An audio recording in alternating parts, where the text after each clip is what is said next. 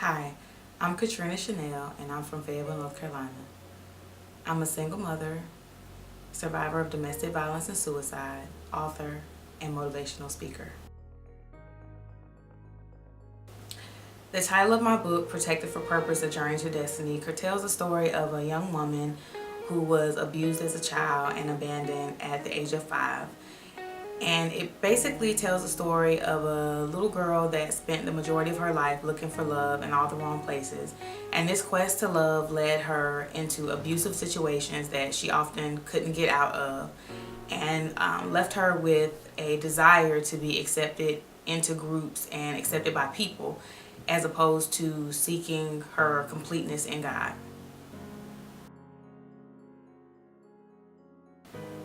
What inspired me to write my book? Well, I've been journaling for several years now. I started journaling when I was about 7 years old, and I kept most of them. Most of the journals from when I was smaller I no longer have. However, as I got older and went to college, I started journaling again, starting to put some of the events that I was going through down on paper so that they could kind of be in real time and I could look back on them to assess my growth through these situations. And about 3 months ago, I was solicited by my mentee, whom I talked to about some of her challenges in college because I was once in college. And she talked to me about a program called 10 Blessings and about the founder of the program, Natasha Brown. And she let me know that she was going to be doing a featured series on women that survived domestic violence. And she asked me if I would be willing to submit a story. I had never told my story before, and I wasn't really sure how people would react to it because in the past, when I did share little snippets about what I was going through and things that I was experiencing, I received a lot of judgment and backlash, and it just didn't turn out really well. People mistaked my openness for attention seeking, and they weren't really receptive to it, so I didn't want to do it. However, she talked me into doing it, and so I did. It took me a while to write the story. I didn't really want to do it, and I actually almost backed out the day before the submission was due. However, being a woman of faith, I prayed about it and I asked God if He wanted me to do it because I didn't want to do anything without His approval, because that's the season of my life I'm trying to go in. I don't have it all together, but I'm trying. And He told me it was time. So I submitted the snippet to my story, and I was featured on day 2 of the 31 Survivor series focused on domestic violence and the women that have overcome it for the most part. And from that, the seed was just planted for me to go ahead and write my book.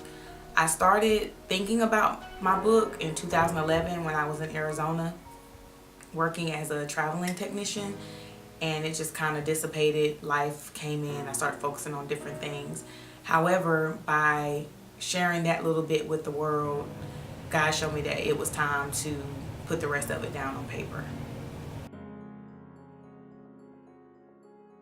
Oh, no, of course not. This book can actually reach men and women, young men, young women, children to a certain extent of age, like teenagers, because domestic violence isn't only a woman, quote unquote, situation.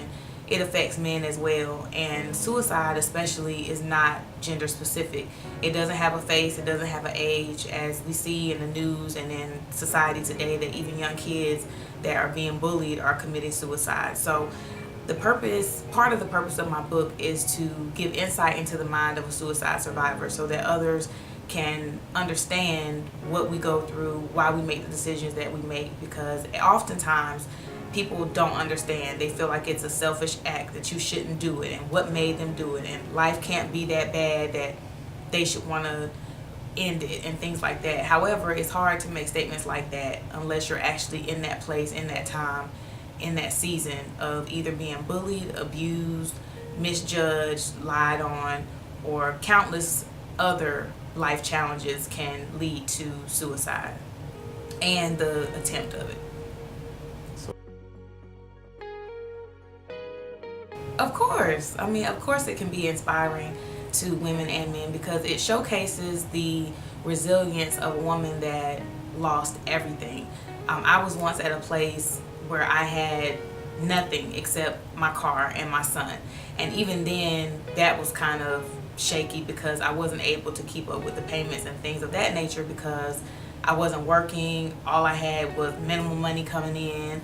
I was surviving off of government assistance. My son and I didn't have our own place to stay, and I was concerned about finding work, keeping work, taking care of him. And as a single mother of a premature baby, my son was born 26 weeks and 5 days gestation. He remained in the NICU for 3 months, and that was a very strenuous time for me, and it required a lot of time, attention, tender love and care. And I was basically thrust into motherhood in a way that was very critical, because I didn't have the enjoyment of having my son, holding him, him being rolled from the nursery. I guess the typical motherhood experience that most women have, I wasn't afforded that opportunity, because for the first 3 months of his life, I had to talk to him and sow into his life through an incubator door. So while we were homeless and couch surfing from place to place, it was extremely difficult. But the book can be inspiring in the fact that although I went through all of that with him, we were able, through God and prayer and surrounding ourselves with the right people, we were able to overcome those things and get to a better place. So my book, Protected for Purpose, A Journey to Destiny, is set to release on February the 4th, 2017. I wanted to pick a date that was significant in my life, and I couldn't really think of one that would align with like time frames and different events and things like that, because in January it's sorority stuff and be busy doing that, and then in March you have spring break, things of that nature. But February was an important month for me because of women's empowerment. It's when they have the event and the focus is on women and women empowering women and things of that nature. And also it's just a greater focus on these types of topics. So on February 4th, 2017, I will be officially releasing my book, Protected for Purpose, A Journey to Destiny. It will be available online, and I will also have hardback copies at my book signing on that same day. Yes, on January 23rd, 2017, I will be a featured guest speaker at the Walking Into Your Destiny for 2017 Faith Without Works is Dead Empowerment Conference, hosted by Ms. Jolanda Smith. Ms. Smith is the founder of the Sisters Empire. She's located in Fayetteville, North Carolina, and her goal is to inspire, motivate, and elevate men and women alike that are seeking to go into 2017 with a new outlook on their lives. She features vendors that specialize in fitness, wellness, faith, beauty, you name it, she has vendors to do it. She also supports Mary Kay, Miller Mott College, shout out to Miller Mott, and also the Face Cafe, whom was present at my appearance on December the 12th, which was the first event that she held of the same name. They did a wonderful job on my Eyes of Envy, so shout out to them if you're in Fayetteville and need some makeup done. They do it all there too. So if you want to connect with me, you can find me on my website. Got your pen and paper ready?